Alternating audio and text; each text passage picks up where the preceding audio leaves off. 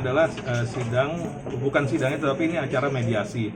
Ini memang wajib dilakukan kalau ada satu gugatan, dan diharapkan memang tadinya prinsipalnya hadir dalam hal ini, saya sendiri sebagai penggugat dan Raffi sebagai tergugat. Namun karena alasan yang disampaikan oleh kuasa hukum Raffi, ya akhirnya kami menyepakati ya tanpa kehadiran Raffi.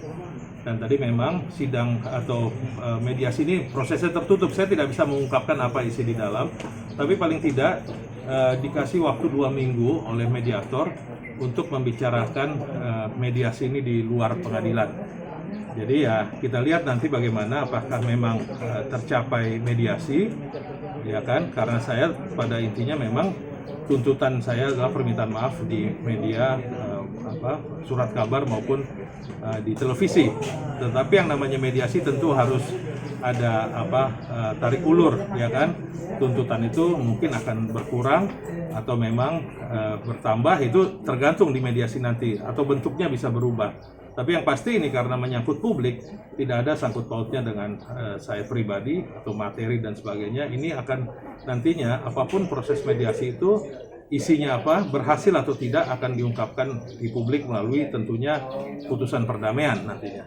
Apakah ini merupakan pertemuan pertama kali, ya, misalnya kedua belah pihak atau ketiga pihak dalam ini juga majelis hakim? Ini kan bukan majelis hakim, ini hanya mediator. Mediatornya itu memang hakim, dan nantinya pertemuan tentunya kalau ada nanti mediasi apapun itu akan dituangkan di dalam perjanjian. Ini pertemuan pertama kali. Ini pertemuan pertama kali setelah sidang majelis hakim menunjuk mediator. Nah, mediator menentukan hari ini, dan inilah prinsipal harus wajib hadir tadinya. Jadi sebelumnya antara pihak tergugat dan penggugat belum ada pertemuan, ya? Belum ada pertemuan sama sekali. Mengenai proses pertemuan hari ini, bagaimana proses kesepakatannya? Ya kan, saya nggak bisa mengungkapkan proses siapa yang mengusulkan harinya gitu. Loh, itu kan ditentukan oleh mediator, ya kan, kita nggak bisa, kita harus mengikuti apa hari-harinya. Jadi mediator yang menentukan. Iya. Alasannya. Tadi alasannya Raffi kenapa nggak datang? Ya menurut kuasa hukumnya ada pekerjaan yang sudah terikat dengan pihak ketiga. Ya saya sampaikan memang ya kalau pekerjaannya itu jelas hari ini ada live di TV, saya bisa mengerti.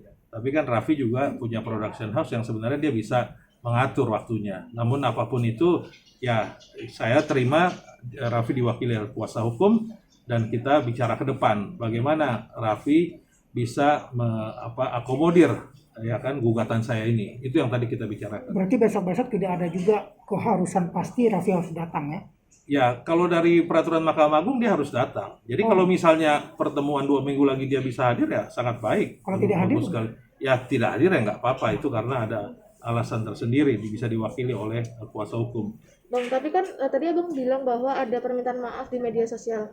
Ya. Sedangkan kan kemarin Raffi sudah mengucapkan permintaan maaf ya Bang, pasca berita itu Iya. Itu seperti ya apa? Tentunya kan permintaan maaf, formulanya dan sebagainya juga harus disepakati bersama. Formatnya. Ya, formatnya seperti apa harus disepakati bersama.